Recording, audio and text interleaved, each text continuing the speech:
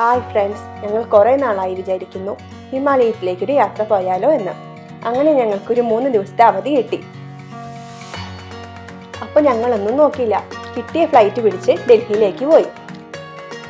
അവിടെ നിന്ന് രാത്രിയിലൊരു ട്രെയിനിൽ ഹരിദ്വാറിലേക്കും പോയി. ഹരിദ്വാറിൽ ഞങ്ങൾ എത്തിയത് രാവിലെ 6 മണിക്കായിരുന്നു. നല്ല തണുത്ത മരവിച്ചൊരു ക്ലൈമറ്റ് ആയിരുന്നു. 3 ദിവസത്തെ അവധിക്കായി വന്ന ഞങ്ങൾ ഹരിദ്വാർ, ഋഷികേശ്, ദേവപ്രയാഗ് എന്നിവിടങ്ങളിലെ വ്യത്യസ്ത കാഴ്ചകളുമായി ഇതാ വരുന്നു. അപ്പോൾ ഇതുവരെ ഈ ചാനൽ സബ്സ്ക്രൈബ് ചെയ്യാത്തവർ സബ്സ്ക്രൈബ് ചെയ്യുക, സൈഡിലുള്ള ബെൽ ബട്ടൺ എനേബിൾ ചെയ്യുക.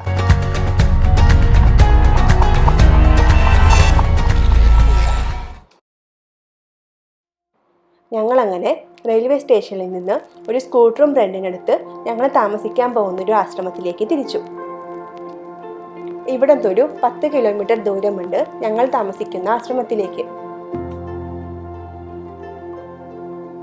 അങ്ങനെ ഞങ്ങൾ ആശ്രമത്തിലെത്തിയിട്ടോ.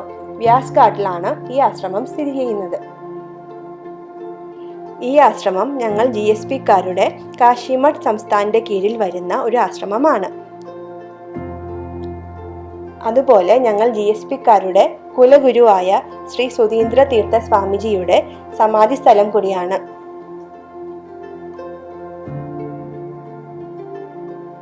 കയറി വരുമ്പോൾ തന്നെ നല്ല ഭംഗിയുള്ള ഒരു ഗാർഡൻ ഉണ്ട്.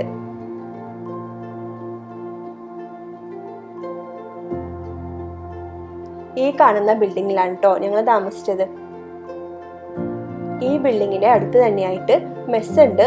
നമുക്ക് ബ്രേക്ക്ഫാസ്റ്റും ലഞ്ചും ഡിന്നറൊക്കെ ഇവിടെ തന്നെ കിട്ടും. അതും നല്ല ഹോംലി നാടൻ ഫുഡാണ് ഇവിടെ കിട്ടുന്നത്.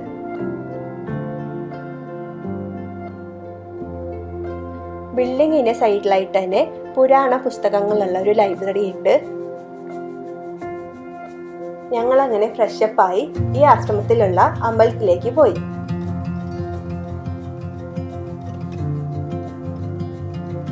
ഈ കാണുന്നതാണ് നമ്മുടെ ആശ്രമത്തിലെ അമ്പലം, വ്യാസ് മന്ദിർ. ഇവിടുത്തെ പ്രധാന പ്രതിഷ്ഠ ശ്രീ വേദവ്യാസനാണ്. അതുകൊണ്ടാണ് വ്യാസ് മന്ദിർ എന്ന പേര് വന്നത്. ഇതൊക്കെ ഞങ്ങളുടെ GSPക്കാരുടെ കുലഗുരുമാരുടെ ഫോട്ടോസ് ആണ്. ദക്ഷിണേന്ത്യൻ വാസ്തുവിദ്യയോട് സാമ്യമുള്ള ഈ വ്യാസ് മന്ദിർ അഷ്ടഭുജ ആകൃതിയിലുള്ളതാണ്. ഈ ക്ഷേത്രത്തിനുള്ളിൽ തന്നെ നവഗ്രഹങ്ങൾക്കായി ഒരു അമ്പലം കൂടിയുണ്ട്.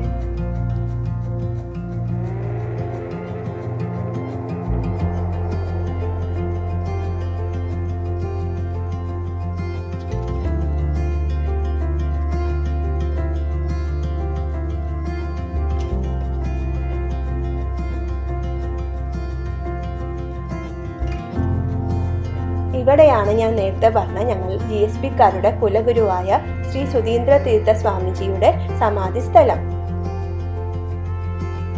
ഈ അമ്പലവും ഈ ആശ്രമവും ഒക്കെ ഗംഗാ നദിയുടെ തീരത്താണ് സ്ഥിതി ചെയ്യുന്നത്. അതുകൊണ്ട് തന്നെ ഈ അമ്പലത്തിലെ പൂജ കഴിഞ്ഞാൽ വൈകുന്നേരം 6 മണിക്ക് ഗംഗാ ആരതിയും ഇവിടെ നടത്താറുണ്ട്.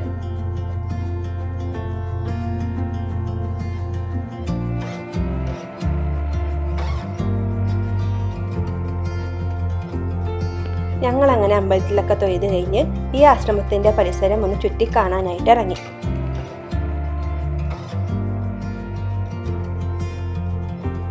ഈ ആശ്രമം ഒരു 110 ഏക്കറോളം വരും.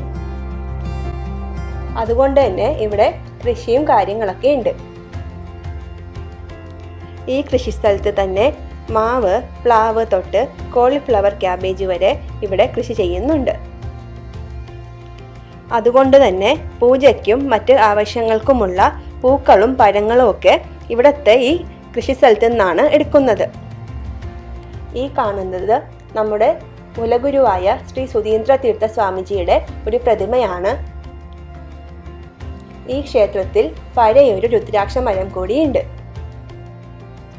അങ്ങനെ ഞങ്ങൾ ഇവിടുന്ന് ഹരിദ്വാറിലേക്ക് കാഴ്ചകൾ കാണാനായിട്ട് പുറപ്പെട്ടു.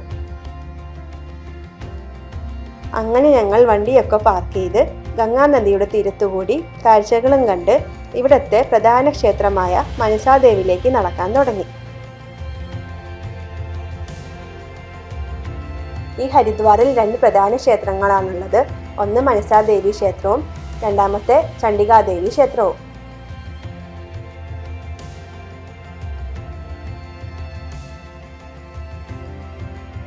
ഇതാണ് നമ്മുടെ പുണ്യ നദിയായ ഗംഗാനദി. ഈ ഗംഗാനദി ഉത്ഭവിക്കുന്നത് ഗംഗോത്രിയിൽ നിന്നാണ്.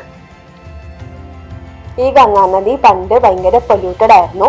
ഇപ്പൊ നമ്മുടെ മോദി സർക്കാർ വന്നേ പിന്നെ ഭയങ്കര നീറ്റ് ആൻഡ് ക്ലീൻ ആണ്. ഈ ഗംഗാനദിനെ നമ്മൾ മുന്നിൽ കുളിച്ചാൽ നമ്മൾ മോക്ഷപ്രാപ്തരാകും എന്നാണ് വിശ്വാസം. ഈ ഹരിദ്വാർ നഗരത്തിന്റെ പ്രത്യേകത എന്ന് പറഞ്ഞാൽ ഇവിടെ നോൺ വെജ് ഫുഡ് ഐറ്റംസ് ഒന്നും കിട്ടത്തില്ല. നമ്മളെങ്ങാനും പുറത്തുനിന്ന് വാങ്ങിച്ചാൽ ആരെങ്കിലും അത് കണ്ടുപിടിച്ചാൽ നമ്മൾ ഫൈൻ കൊടുക്കേണ്ടി വരും. ഈ കാണുന്ന ഗല്ലികളിൽ കൂടെയാണ് ഞങ്ങൾക്ക് മനസാ ദേവി ക്ഷേത്രത്തിലേക്ക് പോകേണ്ടത്. ഈ വഴികളിലെല്ലാം ചെറുകിട കച്ചവട സ്ഥാപനങ്ങളാണ്. ഇവിടെ കൂടുതലും പൂജാതി കർമ്മങ്ങൾക്കുള്ള സാധനങ്ങളാണ്. അതായത് വിളക്ക്, ശംഖ്, മണി, രുദ്രാക്ഷം പോലുള്ളവയാണ് കൂടുതലും ഉള്ളത്. അതിനൊപ്പം തന്നെ നമുക്ക് വേണ്ട ഫാൻസി സ്റ്റോർസ്, മെഡിക്കൽ ഷോപ്പ്, ചായക്കട വരെ ഇവിടെ ഉണ്ട്. ഹരിദ്വാർ ഒരു പുണ്യ നഗരം ആയതുകൊണ്ട് തന്നെ ഇവിടെ ലക്ഷക്കണക്കിന് തീർത്ഥാടകരാണ് വരുന്നത്. ആയതിനാൽ ഇവിടുത്തെ ഗവൺമെന്റും കോർപ്പറേഷനും ഈ നഗരം വൃത്തിയായി സൂക്ഷിക്കുന്നുണ്ട്. ഇവിടെ നിന്നാണ് മനസാ ദേവി ക്ഷേത്രത്തിലേക്ക് പോവേണ്ട റോപ്പ് വേയുടെ ടിക്കറ്റ് എടുക്കേണ്ടത്. ടിക്കറ്റ് എടുക്കുമ്പോൾ തന്നെ നമുക്ക് വേണമെങ്കിൽ ചണ്ഡികാദേവിയിലേക്കുള്ള റോപ്പ് വേയുടെ ടിക്കറ്റും കോംബോ ആയിട്ട് എടുക്കാവുന്നതാണ്. ഈ മനസാ ദേവി ക്ഷേത്രം ഹിമാലയത്തിന്റെ തെക്കേ അറ്റത്തുള്ള പർവ്വത ശൃംഖലയായ ശിവാലിക് കുന്നുകളിൽ ബിൽവ പർവ്വതത്തിന് മുകളിലാണ് സ്ഥിതി ചെയ്യുന്നത്. ബിൽവ തീർത്ഥം എന്നറിയപ്പെടുന്ന ഈ ക്ഷേത്രം ഹരിദ്വാറിലെ പഞ്ചതീർത്ഥങ്ങളിൽ ഒന്നാണ്. അങ്ങനെ ഞങ്ങൾ റോപ്പ് വേയിൽ കയറി. ഒരു റോപ്പ് വേയിൽ മാക്സിമം 4 പേർക്ക് ഇരിക്കാൻ പറ്റത്തുള്ളൂ. ഈ റോപ്പ് വേ മലയുടെ മുകളിലേക്ക് എത്താൻ 5 മിനിറ്റോളം എടുക്കും. റോപ്പ് വേ കൂടി കയറാൻ താല്പര്യമില്ലാത്തവർക്ക് വേണമെങ്കിൽ ട്രക്ക് ചെയ്തും കയറാം, അല്ലെങ്കിൽ ബൈക്ക് ടാക്സീസും അവൈലബിൾ ആണ്. ട്രക്ക് ചെയ്ത് കയറുന്നതിന്റെ ബുദ്ധിമുട്ട് എന്താന്ന് പറഞ്ഞാൽ 2 കിലോമീറ്ററോളം വരും ട്രക്ക് ചെയ്ത് കയറാൻ. അപ്പോൾ ഈ ചൂട് കാലത്തൊക്കെ നമുക്ക് ഭയങ്കര ബുദ്ധിമുട്ടായിരിക്കും. അപ്പോൾ ഈ കേബിൾ കാറ് അല്ലെങ്കിൽ റോപ്പ് വേ പ്രിഫർ ചെയ്യുന്നതായിരിക്കും നല്ലത്. ഈ ക്ഷേത്രത്തിന്റെ ഒരു ഐതിഹ്യം എന്ന് പറഞ്ഞാൽ മഹിഷാസുരൻ എന്ന ഒരു അസുരൻ ദേവന്മാർക്കൊരു തലവേദന ആയപ്പോൾ ദേവന്മാർ ഈ മനസാ ദേവിയെ സമീപിക്കുകയും അവരുടെ പ്രശ്നം പറയുകയും ചെയ്തു. അങ്ങനെ ദേവി അവിടെ പ്രത്യക്ഷപ്പെടുകയും മഹിഷാസുരനെ വധിക്കുകയും ചെയ്തു.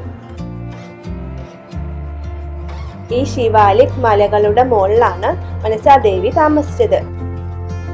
പിന്നീട് ഇവിടെ ഒരു ക്ഷേത്രം പണിയുകയും മനസാ ദേവിയുടെ വിഗ്രഹം സ്ഥാപിക്കുകയും ചെയ്തു. സർപ്പങ്ങളുടെ രാജാവായ വാസുകിയുടെ സഹോദരി എന്നും മനസാ ദേവി അറിയപ്പെടുന്നു.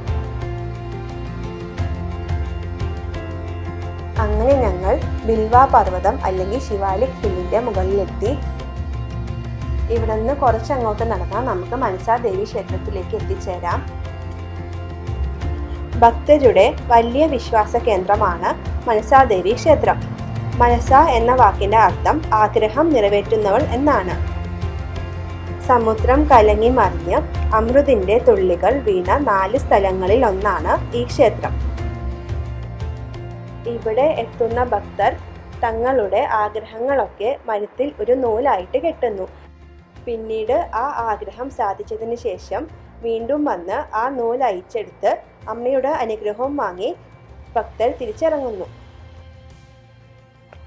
അമ്പലത്തിലെ ദർശനമൊക്കെ കഴിഞ്ഞ് തിരിച്ചു പോകുമ്പോൾ ഇവിടെ കുറച്ച് ടീ സ്റ്റോൾസും റെസ്റ്റോറൻറ്റ്സൊക്കെ ലഭ്യമാണ്. ഇതിൽ കൂടെയാണ് നമ്മൾ താഴേക്ക് പോകാനുള്ള റോപ്പ് വേയിലേക്ക് പോകേണ്ടത്.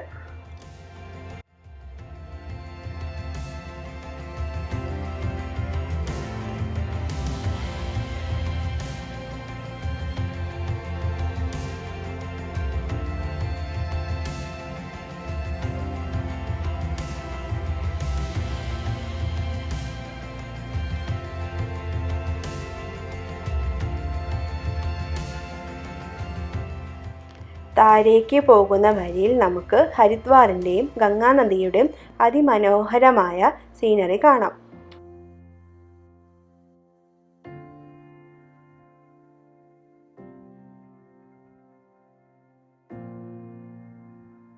ഞങ്ങൾ അങ്ങനെ താഴേക്ക് എത്തി.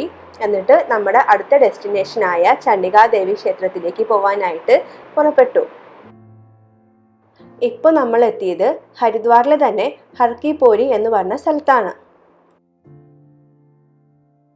നമ്മൾ ഈ നടന്നു പോകുന്ന വഴി കൂടെയൊക്കെ കുറേ ആൾക്കാർ വന്ന് ഭിക്ഷ ചോദിക്കുകയും ചില ആൾക്കാർ വന്ന് പറയും പൂജ ചെയ്യ്, നല്ലതാണ് എന്നൊക്കെ.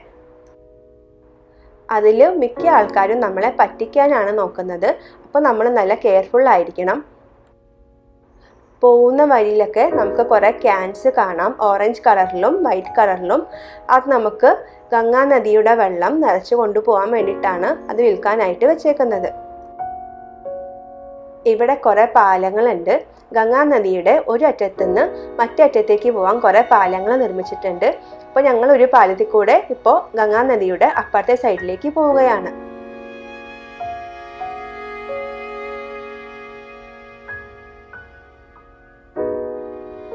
ഞങ്ങൾ അങ്ങനെ ഗംഗാ നദിയുടെ ഇപ്പുറത്തെ സൈഡിലെത്തി. ഇവിടെ കുറേ ആൾക്കാർ സ്നാനം ചെയ്യുന്നുണ്ട്. ഇവിടെ ആൾക്കാർ മുങ്ങിക്കുളിക്കുന്നതുകൊണ്ടും ഗംഗാ നദിക്ക് നല്ല ഒഴുക്കുള്ളതുകൊണ്ടും കുറേ പൈപ്പ് വെച്ചിട്ട് ബാരിക്കേഡ് പോലെ ഉണ്ടാക്കിയിട്ടുണ്ട്. അപ്പോൾ ആൾക്കാർക്ക് സേഫായിട്ട് ഇവിടെ മുങ്ങിക്കുളിക്കാം.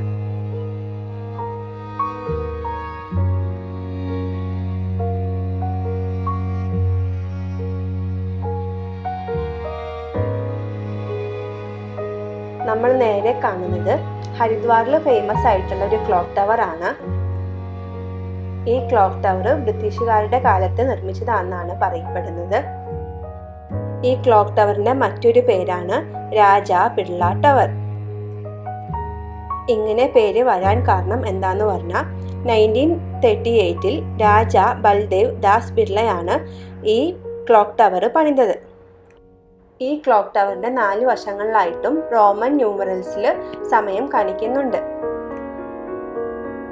ഈ സ്ഥലത്ത് എപ്പോഴും നല്ല റഷ് ഉള്ളതുകൊണ്ട് തന്നെ നമ്മുടെ കയ്യിലുള്ള ഫോൺ, ബാഗ്, ഗോൾഡൊക്കെ നമ്മൾ നല്ല പോലെ സൂക്ഷിക്കണം. ഇനി ചണ്ഡികാദേവി ക്ഷേത്രത്തിലേക്കാണ് പോകുന്നത്.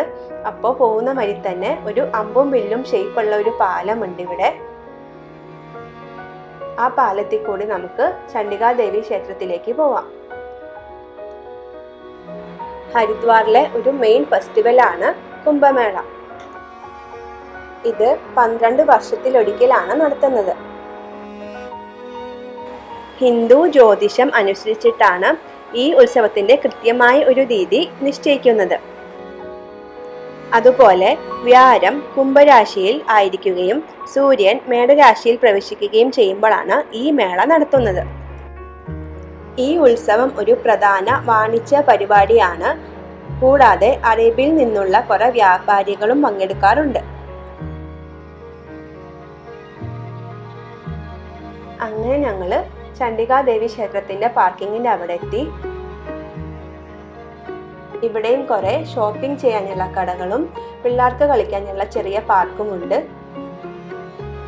ഞങ്ങൾ നേരത്തെ തന്നെ മനസാദേവി ക്ഷേത്രം തൊഴാൻ പോയ സമയത്ത് തന്നെ ചണ്ഡികാദേവി ക്ഷേത്രത്തിലെ ദർശനത്തിനായിട്ടും റോപ്പ് വേക്കായിട്ടും ടിക്കറ്റ് മുൻകൂട്ടി എടുത്തോണ്ട് ഇവിടെ എടുക്കേണ്ട ആവശ്യം വന്നില്ല. ഹർ കി പൗരിയിൽ നിന്ന് 4 കിലോമീറ്റർ അകലെയാണ് ഈ ക്ഷേത്രം സ്ഥിതി ചെയ്യുന്നത്. ക്ഷേത്രത്തിലെത്താൻ ഒന്നില്ലെങ്കിൽ ചണ്ഡീഗഡിൽ നിന്ന് 3 കിലോമീറ്റർ ട്രെക്കിംഗ് ചെയ്യുക.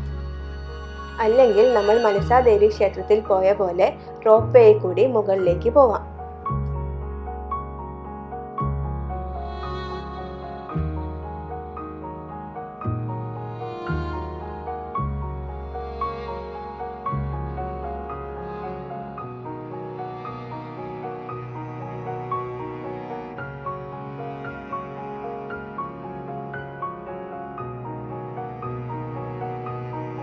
നമ്മൾ അമ്പലത്തിലേക്ക് പോകുന്ന വഴിയിൽ സൈഡിലൊക്കെ ആയിട്ട് കുറേ ആൾക്കാർ പൂജ ചെയ്യാനായിട്ടുള്ള സാധനങ്ങൾ വിൽക്കാനായിട്ട് വെച്ചിട്ടുണ്ട്.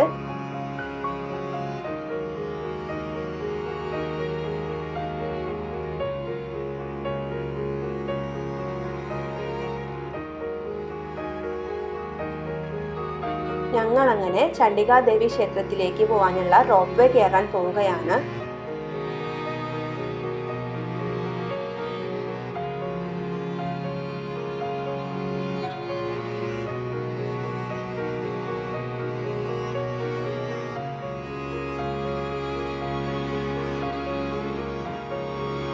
ഞങ്ങൾ അങ്ങനെ റോപ്പ് വേയിൽ കയറി. മനസാദേവി ക്ഷേത്രം പോലെ തന്നെ ഈ ചണ്ഡികാദേവി ക്ഷേത്രവും നീലപർവ്വതത്തിന്റെ അല്ലെങ്കിൽ ശിവാലിക് ഹിൽസിന്റെ മുകളിലായിട്ടാണ് സ്ഥിതി ചെയ്യുന്നത്. 3 മുതൽ 5 മിനിറ്റ് വരെ എടുക്കും ഈ മലയുടെ മുകളിലേക്ക് എത്താൻ.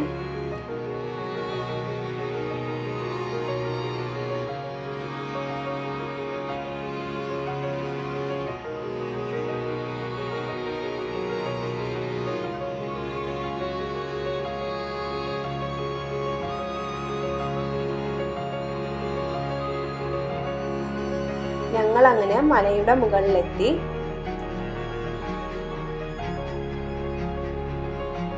റോപ്പ് വേയിൽ നിന്ന് ഇറങ്ങി കുറച്ച് സ്റ്റെപ്പും കൂടി കയറി പോണം അമ്പലത്തിലേക്ക് എത്താൻ. ഇന്ത്യയിലെ ഏറ്റവും പുരാതനമായ ക്ഷേത്രങ്ങളിൽ ഒന്നാണ് ഈ ക്ഷേത്രം. ചണ്ഡി ചൗദാസ്, നവരാത്രി ഉത്സവങ്ങൾ, ഹരിദ്വാറിലെ കുംഭമേള എന്നിവയിൽ തങ്ങളുടെ ആഗ്രഹങ്ങൾ നിറവേറ്റുമെന്ന് വിശ്വസിക്കപ്പെടുന്ന ദേവതകളുടെ അനുഗ്രഹം തേടാൻ ആയിരക്കണക്കിന് ഭക്തർ ഈ ക്ഷേത്രത്തിലേക്ക് വരുന്നു. ഹരിദ്വാറിലേക്ക് പോകുന്ന തീർത്ഥാടകർ തീർച്ചയായും സന്ദർശിക്കേണ്ട ഒരു ക്ഷേത്രമാണ് ഇത്.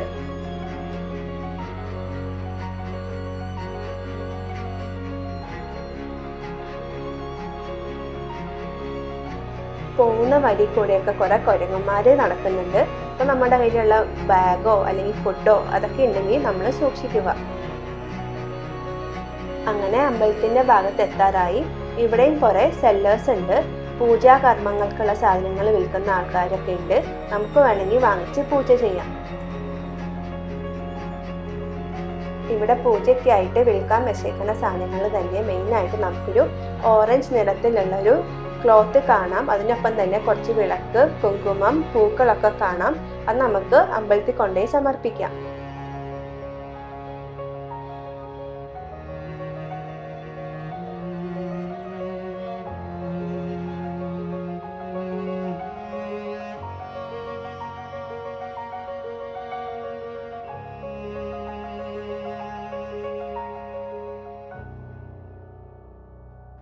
പിന്നെ ഈ നേരത്തെ പറഞ്ഞ ഓറഞ്ച് കളറിലുള്ള ക്ലോത്ത് അല്ലെങ്കിൽ റിബൺ നമ്മളൊരു ആഗ്രഹം മനസ്സിൽ വിചാരിച്ച് ഇവിടുത്തെ ഈ സ്ഥലങ്ങളിലൊക്കെ കെട്ടിവെക്കും. എന്നിട്ട് ഈ ആഗ്രഹം സഫലമാകുമ്പോൾ ഇത് വന്ന് അയച്ചെടുക്കും. ഇത് ഇവിടുത്തെ ആൾക്കാരുടെ ഒരു വിശ്വാസമാണ്. ഇതിൽ കൂടി പോയാൽ നമുക്ക് അമ്പലത്തിലേക്ക് എത്താനുള്ള വഴിയാണ്. 1929 കാശ്മീർ രാജാവായിരുന്ന സുജിത് സിംഗ് ആണ് ചണ്ഡികാദേവി ക്ഷേത്രം നിർമ്മിച്ചത്. എന്നിരുന്നാലും ക്ഷേത്രത്തിലെ ചണ്ഡികാദേവിയുടെ പ്രധാന മൂർത്തി 8ാം നൂറ്റാണ്ടിൽ ഹിന്ദുമതത്തിലെ ഏറ്റവും വലിയ പുരോഹിതന്മാരിൽ ഒരാളായ ആദിശങ്കരാചാര്യരാണ് സ്ഥാപിച്ചത്. കയറിപ്പോകുന്ന വഴിയിലൊക്കെ ഞാൻ നേരത്തെ പറഞ്ഞ ഓറഞ്ച് കളറിലുള്ള റിബൺ കുറെ പേര് അവരുടെ ആഗ്രഹം സഫലമാക്കാൻ കെട്ടിവെച്ചതായിട്ട് നമുക്ക് കാണാം. ഞങ്ങൾ ഇവിടെ എത്തിച്ചേരാൻ കുറച്ച് ലേറ്റായി. അങ്ങനെ അമ്പലം പൂട്ടിയിട്ടുണ്ടായിരുന്നു. അങ്ങനെ ഞങ്ങൾ പുറത്തുനിന്ന് തൊഴുതിറങ്ങി. അങ്ങനെ എല്ലാം കഴിഞ്ഞ് വൈകുന്നേരം 5 മണിയായപ്പോൾ ഞങ്ങൾ ഇവിടെ ഗംഗാ ആർത്തി കാണാനായിട്ട് വന്നിരുന്നു. ഏകദേശം ഒരു 6 മണിയാകുമ്പോഴത്തേക്കും ഗംഗാ ആർത്തി സ്റ്റാർട്ട് ചെയ്യും. അപ്പോൾ നമ്മളൊരു 5 മണിക്കേ വന്ന് സീറ്റ് പിടിച്ചാൽ നമുക്ക് നല്ല പോലെ അടുത്തിരുന്ന് കാണാം. അങ്ങനെ 6 മണിയായപ്പോഴത്തേക്കും ഗംഗാ ആർത്തി തുടങ്ങി.